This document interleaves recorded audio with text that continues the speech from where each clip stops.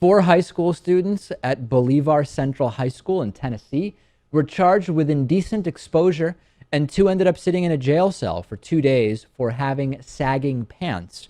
Reportedly, no laws whatsoever were broken. A parent named Crystal Wing said, "I think jail time might be a little too much, but at the same time, there have been a lot of sagging pants." The county school director, Warner Ross, and Bolivar Central High School principal Jeff Barnes did not want to comment on the story, but the school resource officer named Charles Woods did say that sagging pants have occurred on more than one occasion.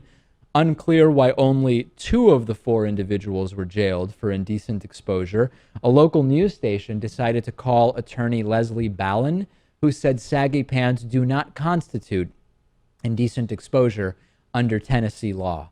I wish someone would actually talk to students and ask them why saggy pants are important to them and what it means to them. That would sort of be the most interesting thing.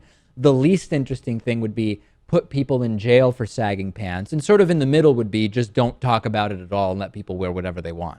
Yeah, I think that if you want to walk around with your pants looking like that, yeah, you're basically punishing yourself, right? I mean, the damage is being done, and eventually you will realize, or maybe not, that that's not a way to carry yourself in public. So I don't see why they're, if the school has a certain policy that they have in place, that's fine. That's called the dress code, and maybe it leads to a detention or demerits or whatever. Yeah, but I mean, illegally throwing someone in a jail cell for making themselves look like idiots wearing pants like this, I think is it's ridiculous. When we talk about the school to prison pipeline, this example has to be at the top of the list. Sagging pants and jail will start that pipeline, I can assure you. And I mean, tons of worse stuff happened when we were in school, Lewis.